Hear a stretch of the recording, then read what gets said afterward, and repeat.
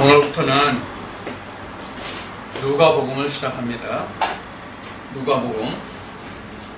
그동안 마태, 마가 이 두 공간 복음을 해왔기 때문에 누가복음 3장에서는 좀 표현을 마태, 마가에서 기록한 것보다 좀 다르게 증거한 그런 말씀들에 대해서는 좀 자세히 알아보고 나머지 부분은 그냥 읽어가면서 설명을 하는 것으로 그냥 진행을 하겠습니다.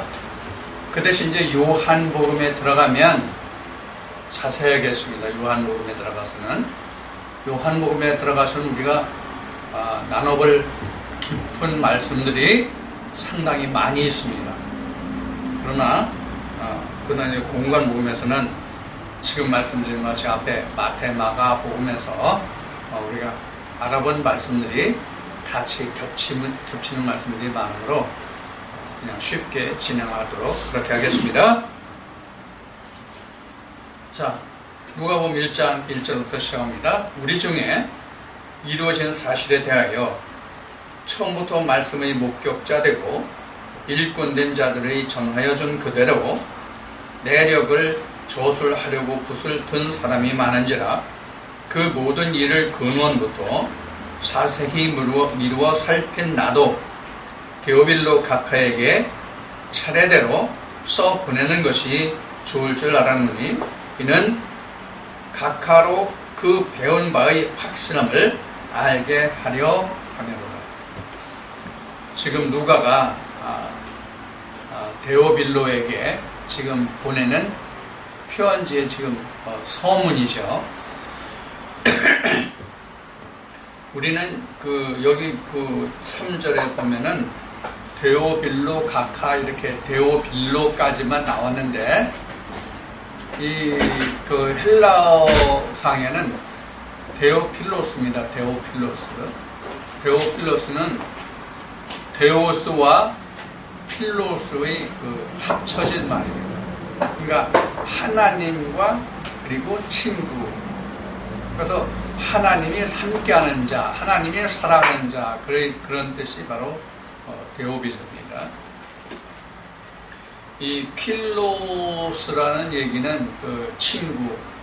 요한복음 이제 21장에서 이제 아가페와 필레오를 우리가 이제 다시 접하게 될 텐데 그 말씀에 가서 다시 이 필로스와 필레오를 아가페와 함께 알아보는 시간이 있을 겁니다.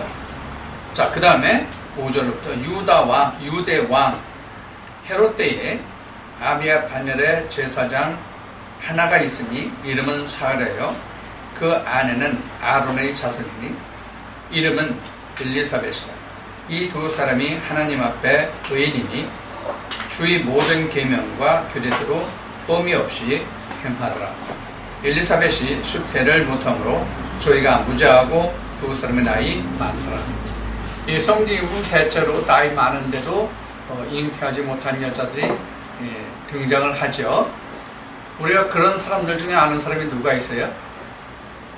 지금 요한을 지금 낳지 못한 지금 이 제사장 여기 지금 있고 엘리사벳이 있고 또 전에 우리가 사회를 볼 때 한나가 있었죠. 한나가 있었고 또 누가 있었나요? 사실 아브라함이 쳐도 나이가 많은데 아이를 낳지 못했죠. 그리고 야곱이 쳐도 아이를 낳지 못했네. 야곱이 쳐가 나라고 좀 애를 낳게 해라 그러니까 내가 하나님이야 뭐 이런 말이 기록된 말씀 우리가 창세기에서 봤죠. 그래서 지금은 아이를 낳고 못 낳고를 우리가 생리학적으로 보지만은 이때만 해도 아이를 낳고 못 낳고가 하나님의 소관이었어요. 근데 사실은 이때에도 즉 성경에 기록한 이때에도 사실은 사람이 애를 낳고 못 낳고는 사람에게 달린 줄을 아마 알았을 거예요. 근데 하나님이 선택해 하지 못했다 이런 말씀이 성경에 특히 창세기 그런데 기록된 이런 말씀들은 우리가 영적으로 해석해 보면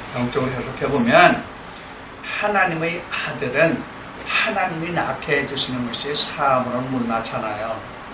그런 의미로 그 그림자로 그렇게 말씀이 기록되어 있다. 이렇게 우리가 볼 수도 있는 말씀이 되겠습니다. 8절부터 마침 사가랴가 그 반열의 차례대로 제사장의 직무를 하나님 앞에 행할세 제사장의 전례를 따라 제비를 뽑아 주의 성소에 들어가 분향하고 모든 백성은 그 분향하는 시간에 밖에서 기도하더니 주의 사자가 저에게 나타나 향단 우편에 선지라. 사가랴가 보고 놀라며 무서워하니 천사가 일러 가로되 사가랴여 무서워 말라. 너희 간구함이 들리지라. 내 아내 엘리사벳이 내게 아들을 낳아주리니 그 이름을 요한이라 하라. 너도 기뻐하고 즐거워할 것이요 많은 사람도 그의 나음을 기뻐하리니 이는 저가 주 앞에 큰 자가 되며 포도주나 소주를 마시지 아니하며 모태로부터 성령의 충만함을 입어 이스라엘 자손을 주 곧 저희 하나님께로 많이 돌아오게 하겠습니다. 저가 또 엘리야의 심령과 능력으로 주 앞에 앞서가서 아비의 마음을 자식에게 거스리는 자를 의인의 슬기에 돌아오게 하고 주를 위하여 세운 백성을 예비하리라. 사가랴가 전사에게 이르되 내가 이것을 어떻게 알리오? 내가 늙고 아내도 나이 많으니이다. 천사가 대답하여 가로되 나는 하나님 앞에 섰는 가브리엘이라. 이 좋은 소식을 전하여 내게 말하라고 보내심을 입었노라. 보라, 이 일이 되는 날까지 내가 벙어리가 되어 능히 말을 못하리니 이는 내 말을 내가 믿지 아니함이니와 내 때가 이르면 내 말이 이루리라 하더라. 백성들이 사가랴를 기다리며 그의 성소 안에서 지체함을 기이 여기더니 그가 나와서 저희에게 말을 못하니 백성들이 그 성소 안에서 이상을 본 줄을 알았더라. 그가 형용으로 뜻을 표시하며 그냥 벙어리대로 있더니 그 직무의 날이 다 되매 집으로 돌아갑니다. 이제 어떻게 그 사가랴의 처가 그 아기를 갖게 되는가 하는 그 과정을 지금 여기 설명하고 있죠. 이 뒤에도 이제 예수님이 그 잉태하는 그 과정이 설명되는데 예수님이나 요한이나 잉태하는 과정에서 이 소식을 전한 천사는 누구냐 하면 가브리엘이에요. 이 가브리엘 천사는 우리가 어디에서 말씀을 봤어요? 다니엘서에서 봤어요. 다니엘서에서 가브리엘 천사와 또 누가를 봤죠? 어떤 천사를 봤죠? 미가엘 천사를 봤죠. 그래서 성경에 등장한 천사는 둘이 있는데 한 천사는 지금 이 말씀에 기록한 가브리엘이고 다른 한 천사는 미가엘인데 가브리엘은 이 말씀에 기록되어 있는 말씀과 같이 하나님의 기쁜 소식을 전하는 천사의 직분이 가브리엘이고 또 하나님의 백성과 더불어서 함께 대적해서 싸워서 승리하게 하는 군장 미가엘, 이 두 천사가 있다는 것을 우리가 다니엘 말씀에서 배웠죠. 자, 그래서 지금 사가랴가 지금 뭘 따라서 지금 그 제사장 직분을 수행하고 있어요?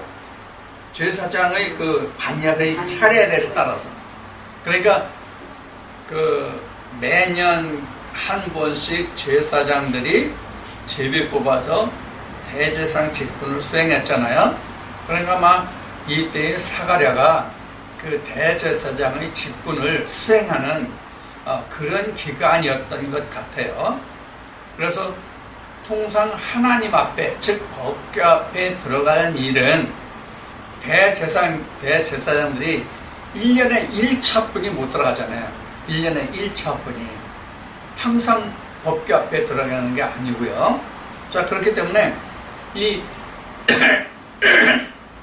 지금 법궤 앞에, 즉 하나님 앞에 갔다고 하는 것은 곧 지금 대제사장으로서 그 이스라엘 백성들이 죄와 함께 자기 죄를 가지고 하나님 앞에서 죄상을 받는 그런 그 규례를 따른 것이죠. 이제 그러던 중에 지금 사가랴가 누구를 만났냐면 하나님의 천사가 거기에 와 서 있는 것을 봤는데 그 이름이 바로 가브리엘이에요. 근데 가브리엘이 지금 그 소식을 전하는 것에 대해서 지금 사가랴가 쉽게 수긍을 못하죠.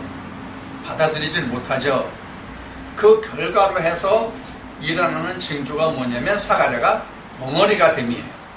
그래서 벙어리가 돼서 나와가지고 백성들 앞에 말을 못하고 형용으로 이제 하기 때문에 백성들이 하나님과 어떤 이상을 본 줄을 알았더라. 이렇게 여기는 기록을 하고 있죠. 여기까지만 이제 이렇게만 설명을 하고 뒤로 넘어갑시다. 24절. 이후에 그 아내 엘리사벳이 수태하고 5달 동안 숨어 있으며 가로되 주께서 나를 돌아보시는 날에 인간의 내 부끄러움을 없게 하시려고 이렇게 행하심이라 하더라. 그 한나의 기도와 어쩌면 일맥상통하는 그런 내용이 여기에 기록되어 있습니다. 그러니까 그 우리나라도 이시조선 때만 해도, 이시조선 때가 아니네, 사실 내가 어렸을 때만 해도 그 여자들이 결혼해가지고 아기를 못 낳으면 그 집에서 시집살이를 엄청 많이 했죠. 애를 낳아도 딸을 낳으면 시집살이 엄청 했잖아요. 아들도 못 낳으면서 쉬운 얘기를 하면 까분다 이런 식이었잖아요. 그런데 이제 전에는 애를 낳지 못하면 그 소름이 정말 우리나라에서도 말을 못할 정도였어요. 그래서 본처가 있는데도 본처가 애를 못 낳으면 어떻게 했어요? 뻔히 눈에 보고도 그 후처를 두는 것을 본처가 말을 못했잖아요. 그게 내가 어린 시절만 해서도 그런 게 있었단 말이에요. 그러니 뭐 지금 2000년 전에 뭐 더 말할 것도 없겠죠. 이제 그런 그 한이 아들을 낳게 됨으로써 이게 하나님의 은혜로 내 모든 부끄러움과 그 수치를 덜어주었다. 이제 이런 기도가 나오게 되는 것이죠. 26절. 6째 달에 천사 가브리엘이 하나님의 보내심을 받들어 갈릴리 나사렛이라는 동네에 가서 다윗의 자손 요셉이라 하는 사람과 정혼한 처녀에게 이르니 그 처녀의 이름은 마리아라. 그에게 들어가 가로되 은혜를 받은 자여 평안할지어다. 주께서 너와 함께 하시는도다 하니 처녀가 그 말을 듣고 놀라 이런 인사가 어찌민고 생각하며 천사가 이르러 가로되 마리아여 무서워 말라. 내가 하나님께 은혜를 얻었느니라. 보라 내가 수태하여 아들을 낳으리니 그 이름을 예수라. 저가 큰 자가 되고 지극히 높으신 이의 아들이라 일컬을 것이요 주 하나님께서 그 조상 다윗의 의를 저에게 주시니 영원히 야곱의 집에 왕노릇 하실 것이며 그 나라가 무궁하리라. 마리아가 전세에게 말하되 나는 사내를 알지 못하니 어찌 이 일이 있으리이까. 천사가 대답하여 가로되 성령이 내게 임하시고 지극히 높으신 이의 능력이 너를 높으시니 이름으로 나실 바 거룩한 자는 하나님의 아들이라 일컬으리라. 보라 내 친족 엘리사벳도 늙어서 아들을 배었느니라. 본래 수태하지 못한다 하던 이가 이미 6달이 되었나니 대저 하나님의 모든 말씀은 능치 못함이 없느니라. 마리아가 가로되 주여 계집 종이오니 말씀대로 내게 이루어지이다 하며 천사가 떠나가니라. 지금 그 요한의 아내가 잉태됨과 같은 내용이 여기 지금 설명이 되죠. 그런데 지금 그 요한의 경우에는 그 아비 사가랴에게, 지금 예수의 경우에는 그 어미 마리아에게 가브리엘에게 나타났다는 것이 틀려요. 이 말씀을 좀 증거하자면 우리가 좀 많은 이해가 필요한 말씀이거든요. 이 부분이. 우리는 그냥 2000년 전에 되어진 일들을 우리가 성경에 기록된 대로 그때의 사실을 우리가 보고 있는 거잖아요. 그래서 오늘날 그 생략적인 면으로 봐서 어떻게 처녀가 잉태할 수 있느냐 이런 문제에서부터 우리는 상당한 그 의문점을 가지고 있는 것이 사실이란 말이에요. 그러면 우리가 의학적으로는 사실 이 문제가 풀리지 않잖아요. 오늘날 그 남자를 알지 못하고 여자가 잉태할 수 있는 방법은 인공 수정이라고 그러나요? 그 인공 수정을 통해서 임신할 수가 있겠죠. 그러나 이때의 상태에서 이때 당시의 그 과학의 수준을 보면 오늘날 우리가 의학적으로 인공 수정을 하는 그런 시대는 아닌 것으로 여겨진단 말이에요. 그럼 이때 당시에 처녀가 아이를 낳을 수 있다는 것은 상당한 문제가 있다고 그럴까요? 그런 일들이란 말이에요. 근데 사실 지금 여기에 지금 그 마리아가 처녀로서 남자를 알지 못, 뒤에 말씀에 나오지만은 처녀로서 남자를 알지 못하는데 어떻게 이런 일이 있을 수 있냐 이렇게 이제 그 마리아가 얘기를 하거든요. 근데 사실 지금 여기에 기록된 이 말씀은 이사야가 이미 예언한 말씀의 뭐예요? 완성이란 말이에요. 이사야가 이미 처녀가 잉태한다, 그 아들 임마리라는 말씀이 이미 이사야 선지자를 통해서 예언이 되어 있는 말씀이잖아요. 그렇기 때문에 예수 그리스도가 이 세상에 태어나면 이미 이사야 선지자로 하여금 하나님이 말씀하신 그 말씀의 완성이란 말이에요. 성취란 말이에요. 완성이라는 얘기는 성취란 말이에요. 그래서 성경에서는 완성이라고보다 성취라는 말을 더 많이 사용하죠. 그래서 이사야 선지자로 하신 말씀의 성취란 말이에요. 그럼 우리가 이 말씀에서 좀 우리가 이해를 할 부분이 있으니까 좀 이 말씀을 좀 풀어보겠습니다.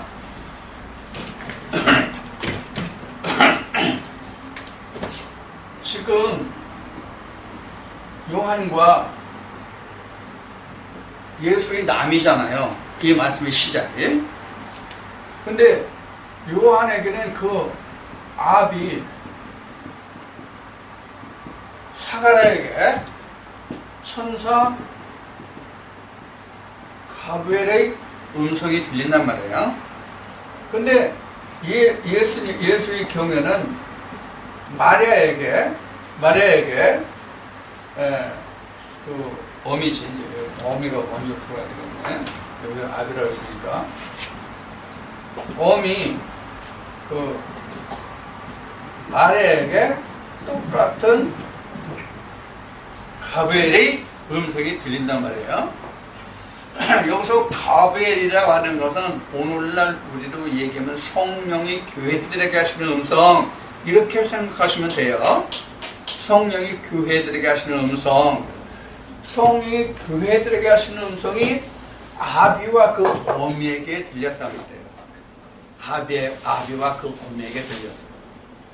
그러면 그 아비에게 들려서 난 자는 요한이고 그 어미에게 들려서 난 자는 예수예요. 이 말씀에서 보면.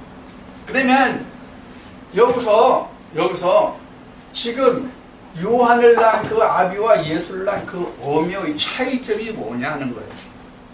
차이점이 뭐냐 하는 거예요. 똑같은 가버를 인해서 요한도 예수도 세상에 오잖아요. 그러면 지금 요한도 여자의 몸을 통했고 예수도 여자의 몸을 통했어요.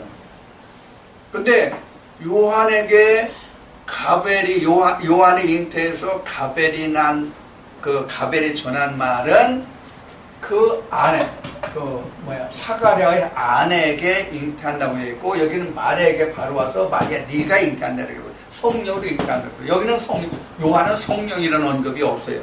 요 차이가 있어요. 그러면 지금 이 요한과 예수의 그 부모인 아비와 어미를 우리가 어떻게 볼 것이냐 하는 거예요. 아비 어미를 어떻게 볼 것이냐 하는 거예요. 먼저 이걸 답부터 말한다면 창세기로 고솔로 올라가서 창세기로 우리가 답을 본다면 이 요한의 아비는 누구냐면 아담이에요. 그러면 요 밑에 내려와서 예수의 어미 마리아는 누구냐? 이시아예요. 그래서 우리가 하나님의 말씀으로 보면은 아담이 낳는 것과 이시아가 낳는 것이 달라요. 오늘날 우리에게 있어서 마리아는 고린도후서 11장 2절에서 11장 2절에서 바울은 우리를, 즉 바울 서신으로 보면 고린도 교인들을 예수 그리스도에게 정결한 처녀로 중매하려고 한다, 이렇게 이제 말씀이 나왔으니까 사람이 곧 하나님의 신부가 되잖아요. 근데 이건 표면적인 일이에요. 이건 표면적인 일이란 말이에요. 실제 이면적으로 들어가야 하나님의 진짜 성령의 역사가 나오는데, 그 이면적으로 들어가면 그것이 곧 아담과 이시아의 이야기예요. 그래서 이시아에게서 난 그자, 이시아가 우리가 창세를 할 때 뭐로 봤어요? 언약으로 봤잖아요. 언약에서 난 자가 곧 예수 그리스도다, 그 얘기예요. 언약에서 난 자가 예수 그리스도다. 자, 그러면 오늘날 우리를 봐서 요한과 예수 그리스도의 관계를 보면, 즉 사가랴와 마리아의 관계를 보면, 사가라는 나, 육체, 그 마음을 이야기하는 것이고, 마음을 얘기하는 것이죠. 이 사가랴는 우리 마음을 얘기하는 거예요. 마음을 얘기하는 것이고, 이 마리아는 뭐냐면 여기 나와서 같이 말씀이에요. 말씀. 마리아가 말씀이란 말이에요. 말씀의 잉태에서 난 자가 예수 그리스도라고 앞에 말씀드렸어요. 그래서 지금 오늘날 이 이야기를 나눠 보면은 이 요한과 예수가 지금 여기에 마음과 지금 말씀이라고 쓴 것과 같이, 요한은 곧 내 마음을 말하는 것이고, 내 마음이 하나님께 나가잖아요. 내 마음이 하나님께 나가서 하나님 앞에서 그 말씀으로 뭐를 들어요? 언약을 들어서 예수가 잉태될 것이라는 하나님 언약의 말씀을 듣는다는 얘기예요. 이것이 지금 이 말씀 속에서 우리가 캐보아야 할 문제예요. 우리는 지금 이 요한을 사람으로 보잖아요. 사람으로. 이것보다는 이렇게 설명하는 것보다는 이렇게 설명하는 게 더 낫겠네. 이것보다는. 우리는 지금 고린도후서 11장 2절의 말씀을 우리가 볼 때 표면적이라는 얘기를 앞에 얘기했잖아요. 그래서 고린도후서 11장 2절에서 그 신부라는 얘기를 지금 이제 그 영적으로 얘기하면 마리아인데, 영적으로 보면 마리아인데, 이 신부를, 고린도서 이 신부를 뭐로 봐요? 사람으로 보잖아요. 이 신부를 사람으로 보는데, 이 사람이 신부가 아니라 실제 신부는 뭐냐? 말씀이다, 그런 얘기예요. 말씀이 신부가 된다, 그런 얘기예요. 이거 잘 이해하셔야 돼요.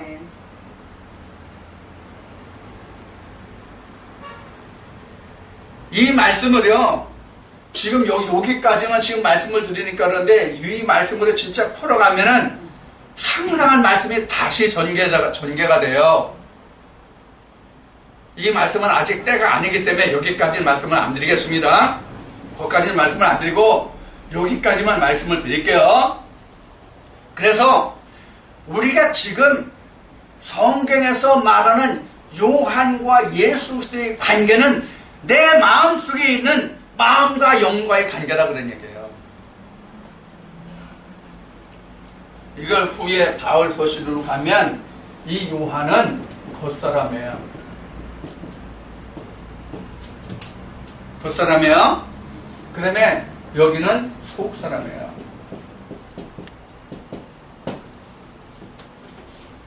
속사람에서 예수 그리스도가 나오지 겉사람에서 예수 그리스도가 안 나와요. 겉사람은 육 있는 자요, 속사람은 하늘에서 난 자 영이잖아요.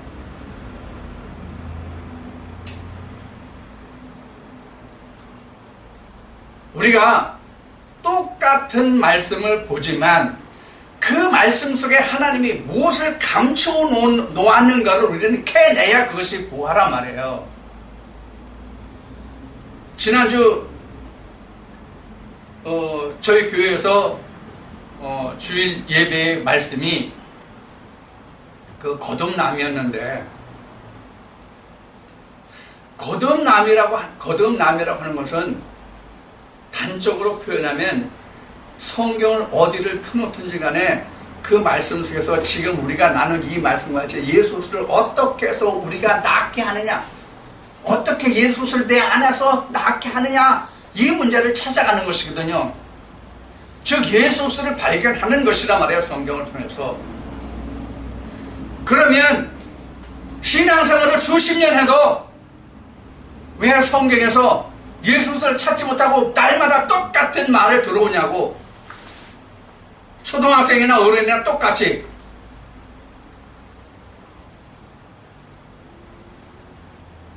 이것은 성경을, 즉 하나님과 예수 그리스도를, 즉 성령을 알지 못한다는 단적인 증거라 그런 얘기예요.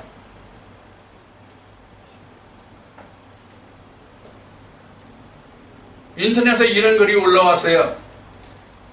어린아이가 나서 자라지 않으면 장애인이다. 영적으로도 마찬가지라 말이에요.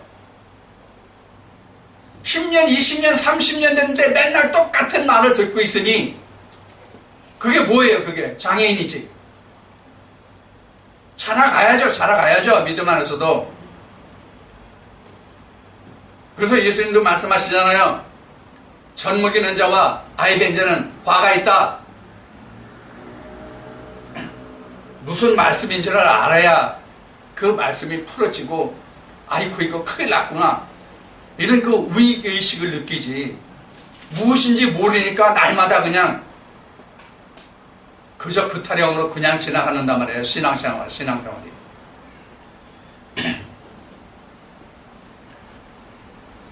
자, 그 다음을 진행하겠습니다.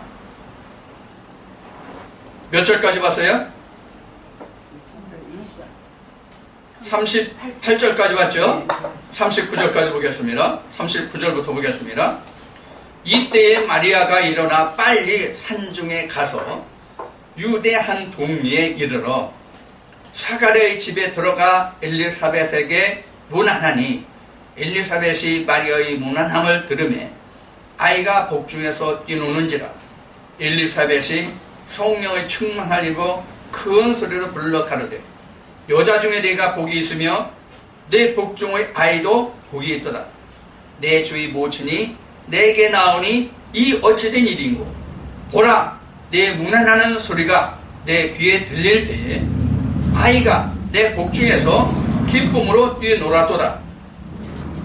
믿은 여자에게 복이 있도다. 주께서 그에게 하신 말씀이 반드시 이루리라. 이런 말씀이에요. 자, 그러면 지금 이미 그 요한은 잉태돼서 이미 6개월이 된 상태예요.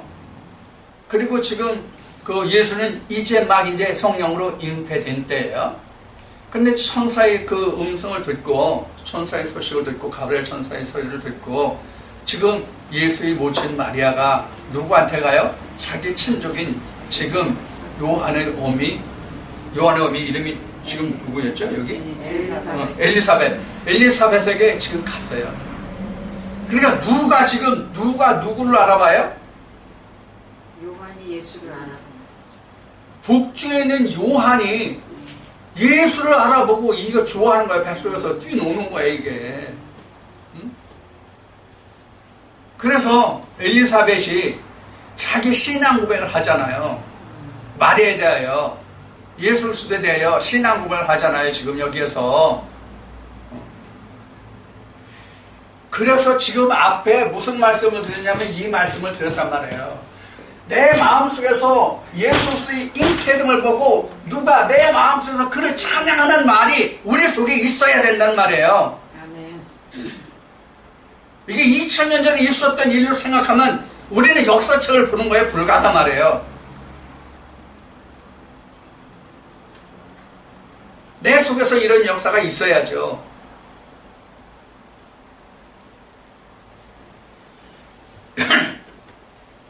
자, 이제, 그래서 지금 그 엘리사벳이 지금 마리아와 그 복중에 있는 예수를 내가지고 자기 신앙 고백을 하는 얘기가 지금 45절까지 기록되어 있고, 46절부터는 지금 마리아가 그 말에 대해서 지금 답하는 기도문이 나옵니다. 함께 봅시다. 46절, 마리아가 가로되 내 영혼이 주를 찬양하며 내 마음이 하나님 내 구조를 기뻐하였으며 그 계집종의 비천함을 돌아보셨습니다. 보라, 이제 후로는 만세에 나를 복이 있다 일컬으리로다. 능하신 이가 큰 일을 내게 행하셨으니 그 이름이 거룩하시며 긍휼하심이 두려워하는 자에게 대대로 이르는도다. 그의 팔로 힘을 보이사 마음에 생각이 교만한 자들을 흩으셨고 권세 있는 자를 그 위에서 내리치셨으며 비천한 자를 높이셨고 줄이는 자를 좋은 것으로 배불리셨으며 부자를 공수로 보내셨도다. 그 종 이스라엘을 도우사 긍휼히 여기시고 기억하시되 우리 조상에게 말씀하신 것과 같이 아브라함과 및 그 자손에게 영원히 하시리로다 하니라. 마리아가 석 달쯤 함께 있다가 집으로 돌아가니라. 자, 그럼 마리아가 그 요한이 엘리사벳이 잉태해서 6달째 가서 세 달 있다가 집으로 갔으니까 지금 9달째예요. 그러니까 요한은 지금 해산이 다 된 것이죠. 그렇죠? 그때쯤에 지금 마리아는 자기 집으로 갔어요.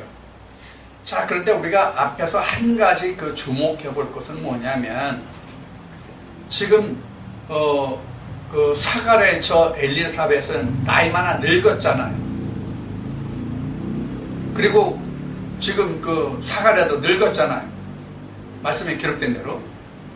그런데 그 사가랴의 저 엘리사벳이 마리아를 뭐라고 불렀어요, 앞에? 내 주의 모친이요. 내 주의 모친이요. 그러면 지금 그 사가랴와 엘리사벳은 지금 늙어 있는 상태고 지금 마리아는 아직 어린 나이잖아요. 우리 세상적으로 보면 이제 그 정혼한 그런 정도니까 아직 젊을 때잖아요. 우리 현재 이 시점에서 젊은 청춘들의 결혼한 시점으로 따지면 그 20대 후반에서 30대 초 아주 정상적으로 결혼했다고 봤을 때 그 정도의 그 세대라고 볼 수 있잖아요. 근데 지금 앞에 말씀에서 나왔듯이 지금 그 사가랴의 저 엘리사벳은 이미 나이 많아 늙었다 이렇게 나왔단 말이에요. 자, 그런데 엘리사벳은 그런 나이 적은 마리아를 향해서 말할 때 주의 모친이다 이렇게 해서 주의 모친. 자, 지금 여기에 기록한 이것으로 보면은 요한이 봤을 때는 자, 요한이란다. 저 엘리사벳, 여기 이제 엘리사벳이라고 또 씁시다. 엘리사벳이 마리아를 봤을 때 주의 모친이라고 불렀단 말이에요. 주의 모친이라고 하는 얘기는 지금 예수의 모친이라고 할 수도 있겠지만은 엘리사벳의 주의 모친 이렇게도 볼 수 있는 거란 말이에요. 즉 내 안에 하나님의 신이 하나님 영이 오면은 나의 주가 되잖아요. 말씀 내 주가 되잖아요. 바로 그런 것과 같은 의미로도 볼 수가 있어요. 두 가지 다 생각할 수 있어요. 주의 모친이라고 볼 수도 있고요. 엘리사벳의 주의 모친이라고 볼 수 있고요. 그 결국은 주가 누구예요? 예수죠, 결국은. 그래서 주의 모친.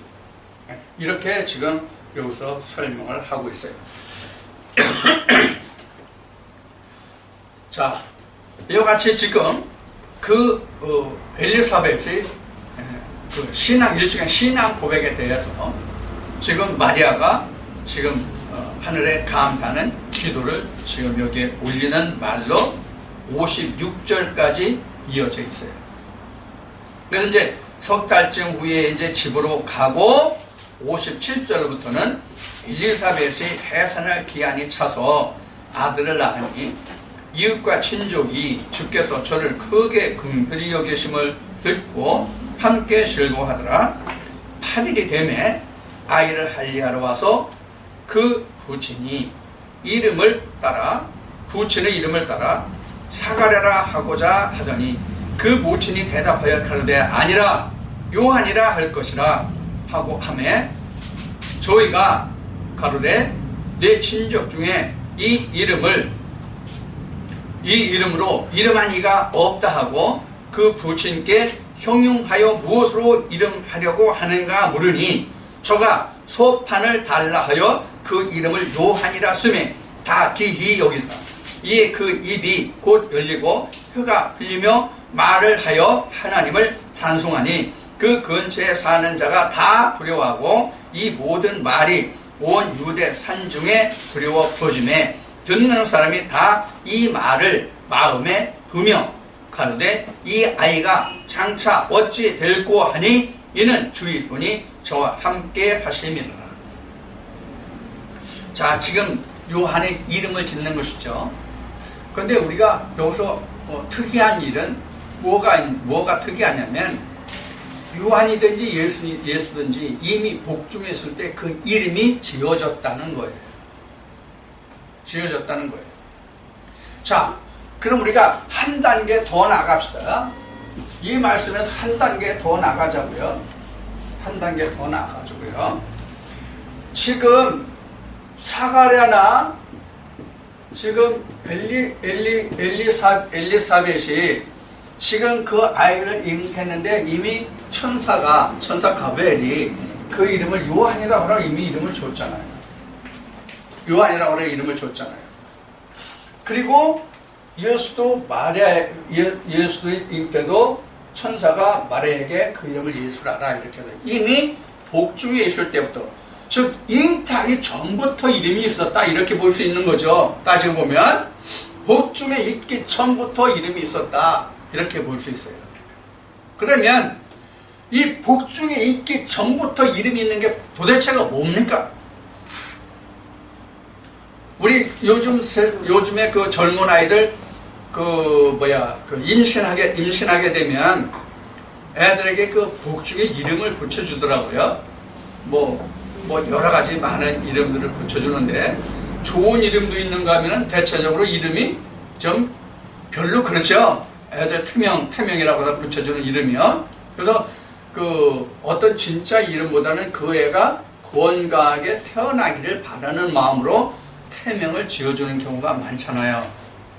그러나 지금 요한과 예수의 관계는 실제 태명이 아니잖아요. 실제 이름이잖아요. 실제 이름이잖아요. 그러면 우리가 마태복음과 마가복음을 지나갔으니까 마태복음과 마가복음을 우리가 이미 앞에 봤으니까 이 말씀을 좀 더 한번 진전해 보기로 합시다. 그러면 요한이 지금 이 말씀에서도 있는 것 같이 사람들이 상당히 두려워하고 그랬다고 그랬잖아요. 그럼 요한이 실제 와서 한 일이 뭐예요? 앞에 마태와 마가복음에서 했으니까 요한이 한 일이 뭐예요?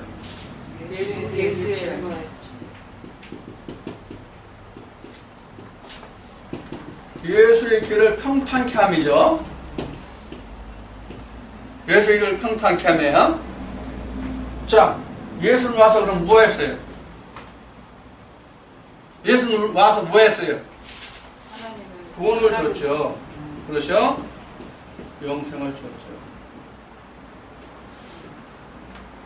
그럼 요한이 세상에 와서 뒤에 오시니 예수 그리스도의 길을 평탄케 했다는 얘기는 곧 구원의 길을 평탄케 했다는 말과 같잖아요.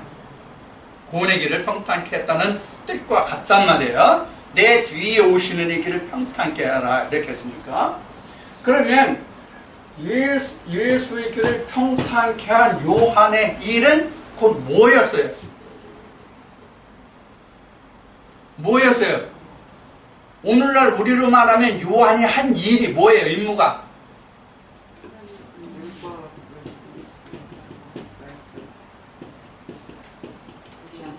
말씀의 증거였단 말이에요. 요한이 한 일은 말씀의 증거였단 말이에요. 그럼 요한은 바로 뭐라고 우리가 말할 수 있느냐? 요한도 말씀 자체라고 할 수 있어요. 요한도 말씀 자체라고 말씀 자체라고 하는 이유가 뭐냐면 하나님이 그를 보냈잖아요. 천사 가브리엘 통해서 하나님이 이 소식을 전하러 가서 전해서 온 자잖아요. 그럼 하나님이 그에게 넣어서 보내주신 게 뭐예요? 하나님의 말씀을 넣어주셔서 보냈단 말이에요.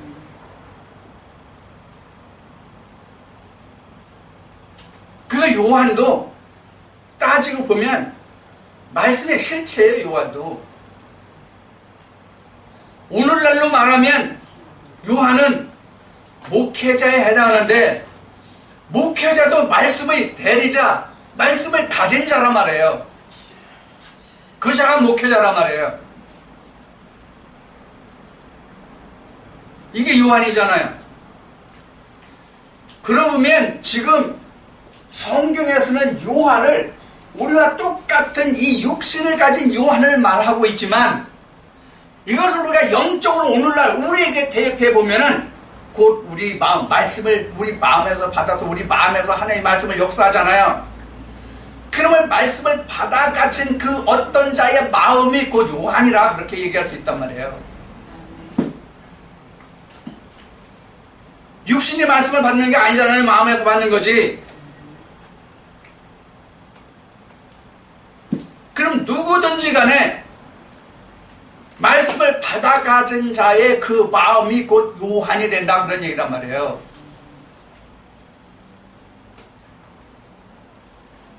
그 자가 누구를 얘기해요? 그 자가 말씀을 받아 가진 자가 예수를 얘기할 수뿐이 없죠. 말씀을 받아 가진 자면 왜 세상에 먹고 입고 쓰는 또 도덕으로 말하는 하나님을 말하겠어요? 하나님이 말씀하시는 하나님이 보냈으니까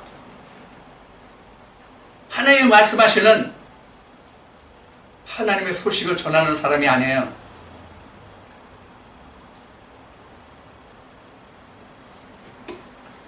그래서 요한이 말씀을 가진 자로서 보냄을 받은 거란 말이에요. 그래서 광야에서 외쳤잖아요. 광야에서 외쳤다 이 소리는 교회에서 외쳤다 이 소리와 같아요. 오늘날로 얘기하면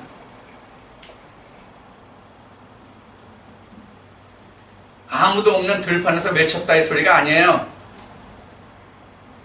교회들에게 외쳤다 이렇게 말할 수 있는 거란 말이에요.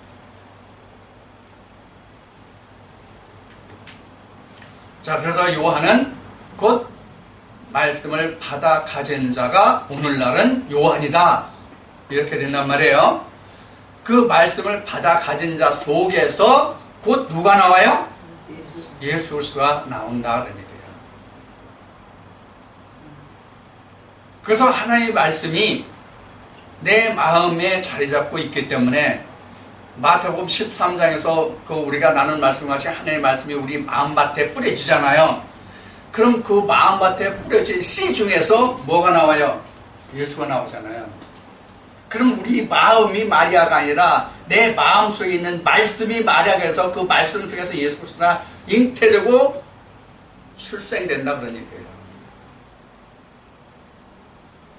그래서 표면적인 하나님의 신부와 이면적인 하나님의 신부를 이 말씀에서 오늘 우리가 알아본 거예요. 그래서 우리가 하나님의 말씀을 성취해가는 것은 우리가 표면적인 것을 먼저 보고 그 표면적인 것을 나한테 대입해서 이면적인 하나님의 말씀을 내 안에 대입시켜서 그 말씀 속에 내가 들어가는 거예요. 그래 그 말씀을 내가 행하고 이룰 수 있잖아요. 그 말씀대로 살아갈 수가 있잖아요. 자 이제 이것이 지금 그 예수스의 그 요한의 그 실체예요. 요한의 실체. 오늘 우리로 보면은 그 다음에 이제 예수 그리스도는 지금 말씀드린 바와 같이 그 마음속에 자리 잡고 있는 그 말씀 속에서 잉태되어서 출생된 그 씨가 바로 예수 그리스도란 말이에요.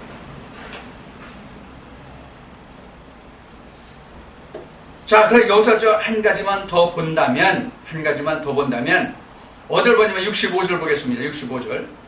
그 근처에 사는 자가 다 두려워하고 이 모든 말이 온 유대 산중에 두루 퍼지매 이렇게 했어요.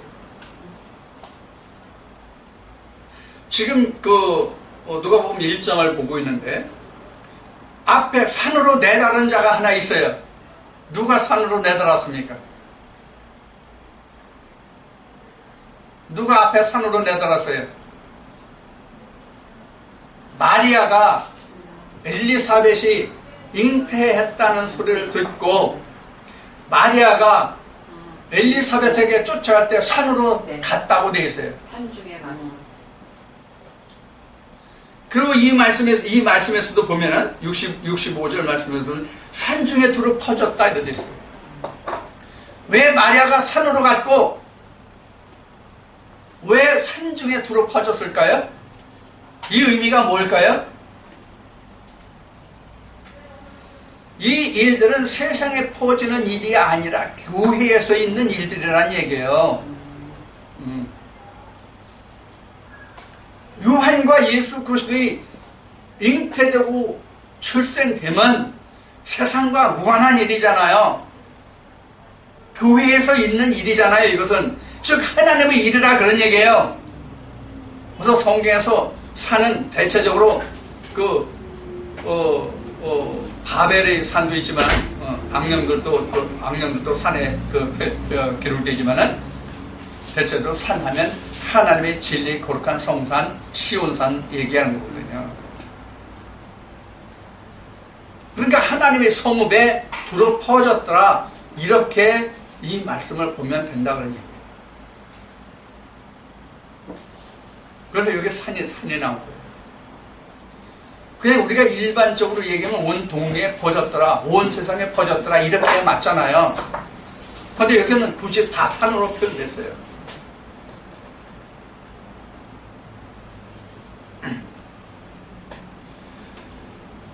자, 이제 이렇게 이제 말씀이 우리가 이제 더 나눠보는데 여기서 요한이 태어났잖아요. 이 요한의 이름은 요한은 은혜가 기쁘시다. 이제 그런 뜻이 바로 요한이라는 뜻이에요. 여호와는 은혜가 기쁘시다. 이 뜻이 이제 요한의 뜻이에요. 그러니까 하나님의 은혜로 인해서 태어난 자니까 하나님 여호와의 은혜가 기쁘신 것이죠. 그 안에 함께 관계하는 은혜가 그런 의미가 되고 조금 더 하겠습니다. 그 일 후에 67절에 보면 그 부친 사가랴가 성령의 충만함을 입어 예언하여 가로되 찬송하리로다 주 이스라엘의 하나님이여 그 백성을 돌아보사 속량하시며 우리를 위하여 구원의 뿔을 그 종 다윗의 집에 일으키셨으니 이것은 주께서 예로부터 거룩한 선지자의 입으로 말씀하신 바와 같이 우리 원수에게서와 우리를 미워하는 모든 자의 손에서 구원하시는 구원이라 우리 조상을 긍휼히 여기시며 그 거룩한 언약을 기억하셨으니 곧 우리 조상 아브라함에게 맹세하신 맹세라 우리로 원수의 손에서 건지심을 입고 종신토록 주의 앞에서 성결과 의로 두려움이 없이 섬기게 하리라 하셨더라. 이 아이여 내가 지극히 높으시니 선지자라 일컬음을 받고 주 앞에 앞서가서 그 길을 예비하여 주의 백성에게 그 죄를 사함으로 말미암는 구원을 알게 하리니 이는 우리 하나님의 긍휼을 인함이라. 이로써 돋는 해가 위로부터 우리에게 임하여 어두움과 죽음의 그늘에 앉은 자에게 비추고 우리 발을 평강의 길로 인도하시리로다 하니라. 아이가 자라며 심령이 강하여지며 이스라엘에게 나타나는 날까지 빈들에 있으니라. 여기 이스라엘에게 나타나는 날까지 빈들에 있으니라, 이 얘기는 뭐냐면 그 홀로 양육을 받았다, 그런 얘기예요. 아무도 이를 양육하는 자가 없었더란 얘기예요. 그럼 누가 양육해요? 하나님이 양육하시는 거죠. 광야는 누가 있어요? 빈들 광야에는 하나님이 계시죠. 하나님이 양육하십니다. 사람이 양육했다는 뜻이 아니에요. 그러니까 여기서 지금 심령에 강해지면 이스라엘에게 나타난 날까지가 언제? 광야에 외치는 자의 소리로 일할 그 전까지가 바로 얘기하는 거야. 그날부터가 바로 이스라엘에게 나타난 날이에요. 요한이 이렇게 외치죠. 천국에 가깝다 회개하라. 그 말을 외치는 날까지 어디에 있었다는 얘기예요? 빈들에 있었다는 얘기예요. 자, 여기 보면 요한이 지금 세례 요한이 어느 지금 그 지파에 속해 있다고 볼 수 있어요?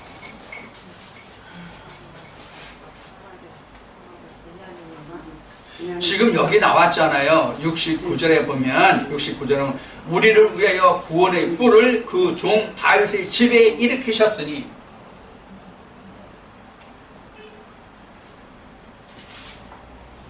지금 사가랴가 누구를 두고 지금 하나님께 기도하는 거예요? 자기 아들 요한을 두고 기도하는 거잖아요. 그러니까 지금 이 사가랴가 지금 다윗의 지파에 요한이 다윗의 지파에 지금 속해 있다고 볼 수 있는 거죠. 이 말씀을 보면.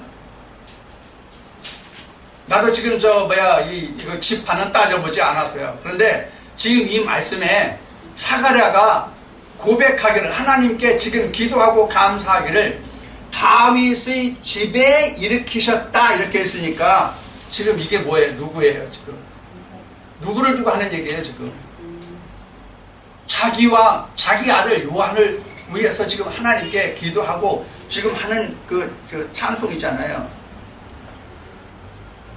그러니까 지금 앞에서도 나왔듯이 지금 내 집안이라고 말씀하거든요.